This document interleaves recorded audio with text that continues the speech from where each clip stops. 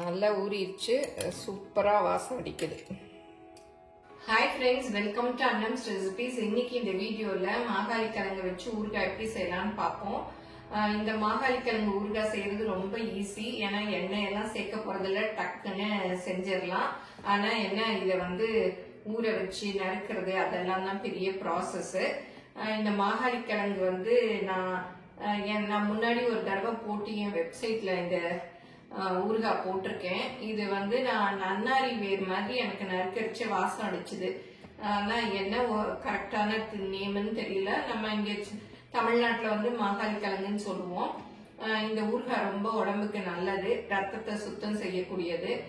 இது எண்ணெய் இல்லாம செய்யறதுனால நம்ம எவ்வளவு வேணாலும் சாப்பிடலாம், உடம்புக்கு ஒன்றும் கெடுதல் கிடையாது.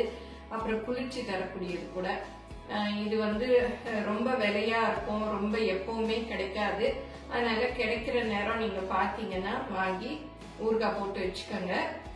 நான் கூட இது கிலோ 480 ரூபாய். இது அதுவும் அந்த கடையில நல்லா இல்ல, இவ்வளவுதான் நல்லா இருந்தது, கொஞ்சம் தான் வாங்கியிருக்கேன். இதுதான் இப்ப ஊறுகாய் செய்ய போறேன். நீங்க செய்யறதா இருந்தாலும் முதல்ல கொஞ்சமா வாங்கி செஞ்சு பாருங்க, பிடிச்சதுன்னா அப்புறம் நிறைய வாங்கி செஞ்சுக்கலாம். எங்க ப்ராடக்ட்ஸ் எல்லாம் யூடியூப்ல கமெண்ட்ஸ்க்கு கீழே வந்துட்டு இருக்கு. அதுல போய் கிளிக் பண்ணீங்கன்னா அதோட ரேட்டு டீட்டெயில்ஸ் எல்லாமே இருக்கும். அதை கிளிக் பண்ணி நீங்க வேணுங்கிற பொருளை ஆர்டர் பண்ணி வாங்கிக்கலாம். நல்ல கிழங்கா பார்த்து நம்ம எடுத்துக்கணும். இந்த மாகாளி கிழங்கு பாருங்க, உடைச்சேன், அப்படி பால் வருது. நான் கூட எப்படி இருக்குமோ அப்படின்னு நினைச்சேன். இன்னும் கூட உடைச்சு காமிக்கிறேன், ஏன்னா அதுல ஃபோக்கஸிங்கே சரியா இல்லை. பாருங்க, இதுவுமே நல்லா இருக்கு. அந்த பால் வருது பாருங்க, நடுவில் இருக்கு இல்லையா, இந்த நரம்பு எடுத்துடணும். இப்போ நான் சும்மா உங்களுக்கு உடைச்சு காமிச்சிருக்கேன். இதை நல்லா ஊற வச்சுட்டு கழுவணும். 2-3 தடவை தண்ணியில கழுவிட்டேன், கழுவிட்டு தான் ஊற வச்சிருக்கேன். நான் இது 150 கிராம் அளவு இருக்கு இந்த மாகாளி கிழங்கு. பாருங்க, நல்ல வெள்ளையா இருக்கு. மாகாளி கிழங்க நைட் ஃபுல்லும் ஊற வச்சுட்டேன். பாருங்க, நல்லா இந்த தோல் மண் எல்லாம் வந்திருக்கு. இதை நல்லா திரும்பவும் கழுவிட்டு இந்த தோலை சீவி எடுக்கணும். இதுக்கு தேவையான பொருள் என்னென்னு பார்த்துக்கலாம். 150 கிராம் மாகாளி கிழங்கு, அதுக்கு நான் 3 எலுமிச்சம்பழம் போட போறேன். 50 கிராமுக்கு ஒரு எலுமிச்சம்பழம் அப்படின்னு கணக்கு வச்சுக்கோங்க. இல்ல உங்களுக்கு நிறைய வேணும்னாலும் சேர்த்துக்கலாம். 3 எலுமிச்சம்பழம். அப்புறம் 6 வத்தல் மிளகாய், 6 காரம் உங்களுக்கு எப்படி வேணுமோ அப்படி வச்சுக்கோங்க. 3 ஸ்பூன் கல்லுப்பு தான் எடுத்து வச்சிருக்கேன். இந்த ஸ்பூன்ல 3 ஸ்பூன். அப்புறம் 2 ஸ்பூன் கடுகு, ஒரு 3/4 டீஸ்பூன் மஞ்சள் பொடி. நீங்க விரலி மஞ்சள் இருந்தா கூட கொஞ்சம் தட்டிட்டு எடுத்து வச்சுக்கோங்க, எது வேணாலும் போட்டுக்கலாம். நான் இது சமையலுக்கு யூஸ் பண்ற மஞ்சள் பொடி போட்டிருக்கேன். எலுமிச்சம்பழத்தை நான் கழுவிட்டு தொடச்சி வச்சுட்டேன். இதை நறுக்கிக்கலாம் சின்ன சின்ன பீசஸா. நம்ம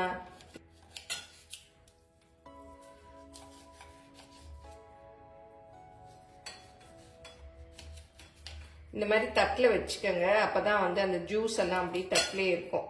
அப்படி ஊற்றிக்கலாம். பாருங்க, இந்த சைஸ் கட் பண்ணியிருக்கேன், இந்த மாதிரி சின்ன சைஸா. இப்போ எலுமிச்சம்பழம் நறுக்கியாச்சு. மாகாளி கடைசியா தோல் சீவி நறுக்கிக்கலாம், ஏன்னா அது கருத்து போயிடும். இப்போ மிக்சியில இந்த மிளகா எல்லாம் அரைச்சிக்கலாம். மிளகா, கல்லுப்பு, அப்புறம் கடுகு, 3ஐயும் போட்டு அரைச்சிக்கலாம். கொஞ்சம் நீங்க மிளகாயை ஊற வச்சு அரைக்கிறதுனால அரைக்கலாம், இல்ல கொஞ்சம் தண்ணி சேர்த்து அரைக்கிறதுனால அரைச்சிக்கலாம். பாருங்க, இந்த மாதிரி ஃபர்ஸ்ட் அரைச்சிட்டு கொஞ்சமா ஒரு 2 ஸ்பூன் அளவு தண்ணி ஊத்திக்கலாம். ரொம்ப வேணாம், 2 ஸ்பூன் அளவுக்கு. பாருங்க, இந்த மாதிரி அரைச்சிக்கிட்டாச்சு. நான் இன்னும் 1 ஸ்பூன் தண்ணி ஊத்திக்கிட்டேன். நீங்க இல்ல வறுத்துட்டு பொடி பண்றதுனாலும், வெறும் வானலியில வறுத்துட்டு பொடி பண்றதுனாலும் பண்ணிக்கலாம், இல்ல பச்சையா பொடி பண்றதுனாலும் பண்ணிக்கலாம். மிளகாயும் கடுகையும் எப்படி. இப்ப இத நல்லா அப்படி தேய்ச்சி கழுவிடணும். பாருங்க, இன்னும் கூட மண்ணு வருது. கழுவிட்டு அப்படி தோல் சீவிடலாம். இப்ப தோல் சீவிக்கலாம். தோல் சீவிட்டு ஒரு தடவை கழுவிக்கணும். பாருங்க, நல்ல வெள்ளையா இருக்கு. இப்போ தோல் சீவினதையும் வந்து தண்ணியிலே போட்டு வச்சிடணும், இல்லாட்டி கருத்து போயிடும். பாருங்க இப்பவே கொஞ்சம் கலர் மாறிடுச்சு. தோல் சீவியாச்சு. இதை திரும்பவும் வந்து நல்லா கழுவிக்கணும். கழுவிட்டு நறுக்கிட வேண்டியதான். நல்லா தொடச்சிட்டு பாருங்க அந்த தோல் எல்லாம் இருக்கு, கழுவிட்டு வரும். இதை நல்லா கிச்சன் டவல்ல போட்டு தொடச்சிக்கலாம். பாருங்க அப்படியே நல்லா அந்த தோல் லைட் அப்படி வந்துட்டே இருக்கும். நல்லா ஈரம் போக தொடச்சிக்கணும். இப்போ நல்லா தொடச்சாச்சு. இதை வந்து கட் பண்ணிக்கலாம். இவ்வளோ வெள்ளையா இருந்தது, அப்புறம் கொஞ்சம் அப்படியே விட விட கலர் மங்கிட்டே வந்துடும். அதனால தான் நான் கடைசியாக நறுக்கிறேன். எல்லாத்தையும் ரெடி பண்ணிட்டு கடைசியாக நறுக்கி மிக்ஸ் பண்ணிடலாம். இப்போ இதை கட் பண்ணிக்கலாம். இது உள்ள வந்து ஒரு நரம்பு இருக்கும்.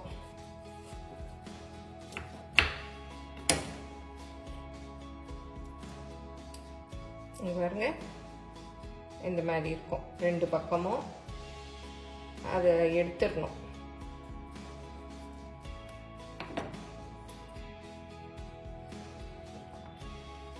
நான் பனங்கிழங்குல எல்லாம் நடுவில் இருக்கும் இல்லையா, அந்த மாதிரி.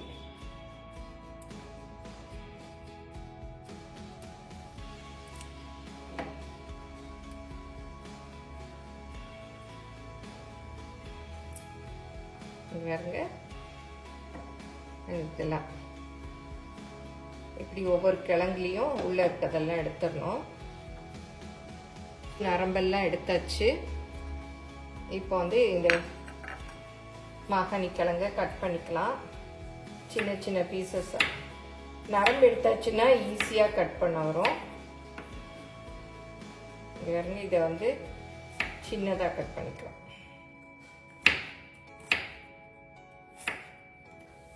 இப்போ எல்லாத்தையும் நறுக்கியாச்சு. இது எல்லாத்தையும் இந்த பவுல்ல போட்டுக்கலாம். எலுமிச்சம்பழத்துல அந்த விதையெல்லாம் எடுத்துட்டேன். இங்க பாருங்க ஜூஸோட இருக்கு. இதையும் ஊத்திடலாம். அந்த ஜூஸ் எல்லாம் அதுல ஊத்திடுங்க, அப்பதான் நல்லா ஊறும். மஞ்சள் பொடியும் போட்டுடலாம். அரைச்சதையும் போட்டுடலாம். நீங்களும் சுவையாக சமைக்கணுமா? எங்கள் மசாலா பொடிகளை யூஸ் பண்ணி பாருங்கள். அதெல்லாம் வாங்கணுன்னா ஸ்க்ரீனில் வர்ற வெப்சைட்டுக்கும் வாட்ஸ்அப் நம்பருக்கும் போய் ஆர்டர் பண்ணிங்கன்னா நீங்கள் வேணுங்கிறத வாங்கிக்கலாம். இப்போ எல்லாத்தையும் போட்டாச்சு, மிக்ஸ் பண்ணி விட்டுறலாம். ஒரு சிலர் தயிரில் ஊற வச்சும் செய்வாங்க. நான் முன்னாடி கூட அந்த மாதிரி தான் செஞ்சேன். இந்த மாதிரியும் செய்யலாம். இந்த மாதிரி போட்டு மிக்ஸ் பண்ணி வச்சுக்கிட்டு வேணுங்கிறச்சு அப்பப்போ தயிரில் வந்து மிக்ஸ் பண்ணிக்கலாம், கொஞ்சம் கொஞ்சமாக எடுத்து. ஏன்னா சில சமயம் தயிர் வந்து ரொம்ப புளிச்சிரும். அதனால இந்த மாதிரி செஞ்சு வச்சுக்கிட்டோம்னா வேணுங்கிறச்ச எடுத்து தயிரில் மிக்ஸ் பண்ணிக்கலாம். இது அப்படியே 2 நாள் வந்து ஊற விட்டுறணும். ஊறின பிறகு அப்படியே எடுத்து ஃப்ரிட்ஜில் வச்சிடலாம். இப்போ புளிக்காத கெட்டி தயிர் கொஞ்சம் எடுத்துக்கலாம். புளிக்கக்கூடாது. எவ்வளோ உங்களுக்கு தேவையோ அந்த அளவு எடுத்துக்கணும். எடுத்துட்டு இதில் வந்து ஒரு 3 ஸ்பூன் அளவு போட்டுக்கலாம். போட்டு இந்த மாதிரி ஊற வச்சு கூட நம்ம வந்து சாப்பிட்டுக்கலாம். இதை நல்லா தயிரை நல்லா அடிச்சுக்கணும், மறந்துட்டேன். நல்லா விஸ்கால அடிச்சுக்கோங்க, கட்டி இல்லாம. இது அவ்வளவா கட்டி இல்லை. விஸ்க் எடுத்து வச்சேன், அடிக்கிறதுக்கு மறந்துட்டேன். இப்போ அடிச்சு விட்டுறலாம்.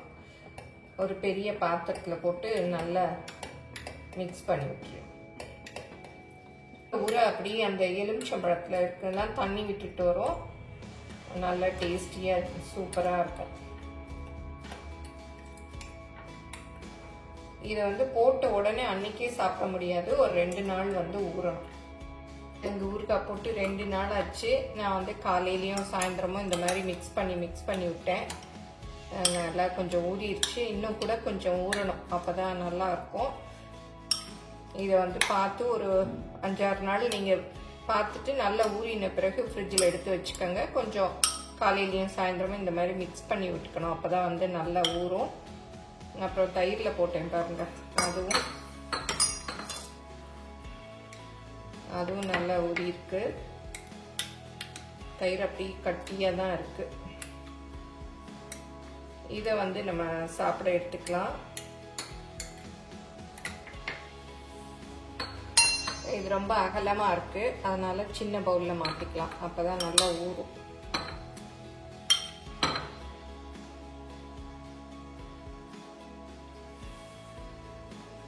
மாகழிக்கிழங்கு ஊறுகாய் நல்லா க்ரீமியாக ரெடி ஆயிடுச்சு. இதை சாதத்தோட எல்லாம் வச்சு சாப்பிடலாம். தயிர் சாதம் எதுக்கு வேணாலும் நல்லா டேஸ்ட்டாக இருக்கும். சாம்பார் சாதம், ரசம் சாதம் எல்லாத்துக்குமே. மாகாளிக்கிழங்கு கிடைக்கிறச்ச வாங்கி செஞ்சு பாருங்க. ஃபர்ஸ்ட் செய்யறச்ச கொஞ்சமாக செஞ்சு பாருங்க, அப்புறம் பிடிச்சதுன்னா நிறையா வாங்கி செய்யுங்க. இதில் வந்து எண்ணெயே இல்லாதனால உடம்புக்கு ரொம்ப நல்லது. இந்த மாகாளிக்கிழங்குல நிறைய ஹெல்த் பெனிஃபிட்ஸும் இருக்கு. அதனால இந்த ஊறுகாயை வந்து நம்ம பயம் இல்லாமல் சாப்பிடலாம். ஏன்னா எப்பவுமே ஊறுகாய் சாப்பிட்டா எண்ணெய் நிறையா இருக்கும், உடம்புக்கு நல்லதில்லை, அப்படி உப்பும் நிறையா இருக்கும்னு. இது அந்த மாதிரிலாம் இல்லை. எல்லாரும் செஞ்சு பாருங்க. இப்போ நான் இது வந்து நல்லா கொஞ்சம் ஊறின பிறகு ஃப்ரிட்ஜில் வச்சிருவேன். வேணுங்கிறச்ச இந்த மாதிரி தயிரில் போட்டு மிக்ஸ் பண்ணிக்கிட்டு இதை அப்படி வெளியில் வச்சுட்டு நம்ம வந்து தீர்ற வரைக்கும் யூஸ் பண்ணிக்கலாம். அந்த மாதிரி கொஞ்சம் கொஞ்சமாக எடுத்து நம்ம செஞ்சுக்கலாம். இந்த வீடியோ உங்கள் எல்லாருக்கும் பிடிச்சிருக்கும்னு நினைக்கிறேன். பிடிச்சிருந்தா லைக் பண்ணுங்கள். எங்கள் சேனலை மறக்காமல் சப்ஸ்கிரைப் பண்ணுங்கள். ஃபேஸ்புக், இன்ஸ்டாகிராமில் அன்னம்ஸ் ரெசிபீஸை ஃபாலோ பண்ணுங்கள். உங்கள் ஃப்ரெண்ட்ஸுக்கும் ஷேர் பண்ணுங்கள். தேங்க்யூ.